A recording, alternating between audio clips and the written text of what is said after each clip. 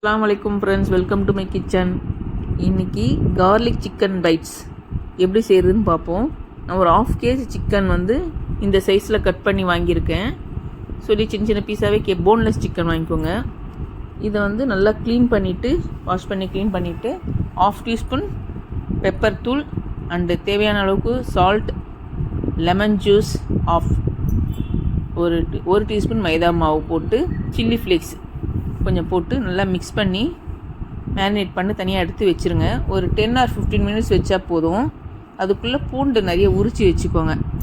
நான் சின்ன சின்ன பூண்டாக வாங்கிட்டு அது உரிக்கவே நேரம் ஆகிடுச்சு எனக்கு. ஸோ இதை வாங்கிட்டு சின்ன சின்ன பீஸாக கட் பண்ண, நல்லா ரொம்ப சின்னதாக. எனக்கு இந்த இது இருந்ததுனால இந்த மாதிரி நான் புழிஞ்சு எடுத்துக்கிட்டேன், ஈஸியாக இருந்தது. நீங்கள் ரொம்ப பொடிசாக கட் பண்ணி வச்சுக்கணும். ஸோ அதை நல்லா கட் பண்ணி, ஏன்னா இதில் கார்லிக் சிக்கன்றதுனால கொஞ்சம் பூண்டு நிறைய வேணும். நான் நிறைய உரித்து வச்சுருக்கேன், ஆனால் தேவையானதெல்லாம் நான் போட்டேன். நான் எனக்கு சிக்கனுக்கு ஏற்ற மாதிரி போட்டுக்கிட்டேன். இந்த பாருங்கள், நல்லா இதுவாகிடுச்சு, மேரினேட் ஆகிடுச்சு. ரொம்ப நேரம்லாம் வைக்க வேணாம் இது.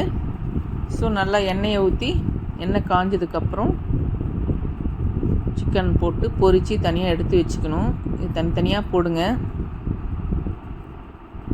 பார்த்து ஆயிலில் போடும்போது கொஞ்சம் பார்த்து போடுங்க, நம்ம டக்குன்னு மேலே பட்டுறாமல்.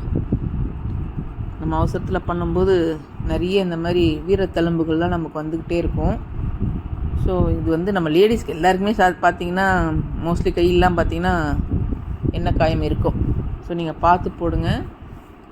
ஸோ இது ஒரு பக்கம் குக் ஆனதுக்கப்புறம் அடுத்து திருப்பி போட்டுக்கோங்க. திருப்பி போட்டு அப்படியே நீங்கள் அந்த ரொம்ப ஓவராக குக் பண்ண வேணாம். அந்த டீப் ஃப்ரைலாம் வேணாம், ஷாலோ ஃப்ரை பண்ணி எடுத்து வச்சுக்கோங்க.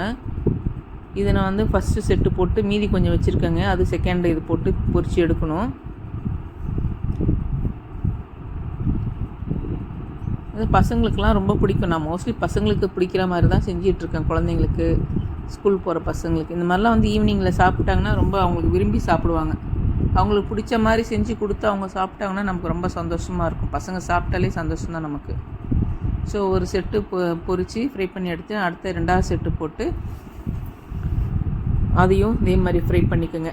ஒரு சைடு குக் ஆனதை திருப்பி போட்டு ஃப்ரை பண்ணிக்கோங்க. நல்லா இருக்குது. இப்படியே எடுத்து சாப்பிட்றலாம். ஆனால் இந்த அளவுக்கு தான் இருக்கும். நான் ரொம்ப க்ரீமியாக செய்யலை.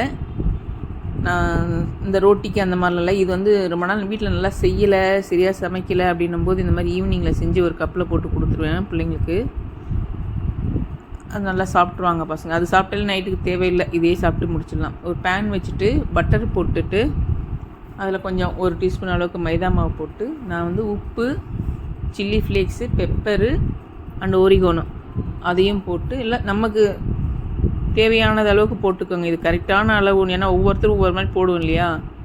போட்டு இந்த கார்லிக் நல்லா கட் பண்ணி வச்சுருக்கோம் பார்த்திங்களா, அதையும் போட்டு சரி கொரியாண்டர் லீவ்ஸ், கொத்தமல்லி இதையும் போட்டு வதக்கிட்டு தண்ணி போட்டு வதக்கினாலும் வதக்கலாங்க, பால் போட்டு வதக்கினாலும் வதக்கலாம். இப்போ இது ஒயிட் சாஸ் பண்ணுற மாதிரி இல்லையா, அதனால் நான் பால் ஊற்றிருக்கேன். நீங்கள் இன்னும் கூட பால் கொஞ்சம் அதிகமாக ஊற்றிட்டு கொஞ்சம் செமி கிரேவியாக அப்படியே நம்ம சப்பாத்தியில் தொட்டு சாப்பிட்ற மாதிரி. நான் என்னென்னா பைட்ஸ் எடுத்து சாப்பிட்ற மாதிரி, அப்படியே சிக்கனை மட்டுமே எடுத்து, அப்படியே சிக்கன் 65 சாப்பிட்றோம்ல, சிக்கன் லாலிபாப், சிக்கன் 65 இது கொஞ்சம் இப்படி எடுத்து சாப்பிட்லாம். கொஞ்சம் ஒயிட்டாக தெரியுது இல்லை நமக்கு, சாஸ் க்ரீமியாக சாஸ் அப்படி நல்லா இருக்கும்போது பிள்ளைங்க எடுத்து சாப்பிட கொடுத்தனாலும் இல்லை டூத் பிக் மாதிரி ஒரு ஸ்டிக்கை ஒன்று கொடுத்துட்டோன்னு வச்சுக்கோங்களேன், கொஞ்சம் குச்சியை போது அது குத்தி சாப்பிட்டுருக்கோங்க பிள்ளைங்க. அது நாங்கள் சும்மா ஒரு வாய்க்கு சாப்பிட்றதுக்கு ஈவினிங் டைமில் இதையே நாங்கள் டின்னராகவே முடிச்சிருவோம். இது போதும், இது ஃபில்லிங்காக தான் இருக்கும் நைட் வரைக்கும். ஸோ அவ்வளோதான் ஃப்ரெண்ட்ஸ். இந்த அளவுக்கு ஃப்ரை பண்ணி எடுத்து பிள்ளைங்களுக்கு கொடுத்தீங்கன்னா நீங்கள் கெஞ்சியெல்லாம் சாப்பாடு ஊட்டவே வேணாம், அவங்க பாட்டு சாப்பிட்ருவாங்க. இவ்வளோ ஈஸியான ஒரு டிஷ் இது. நீங்களும் ட்ரை பண்ணுங்கள். ட்ரை பண்ணிவிட்டு சொல்லுங்கள்.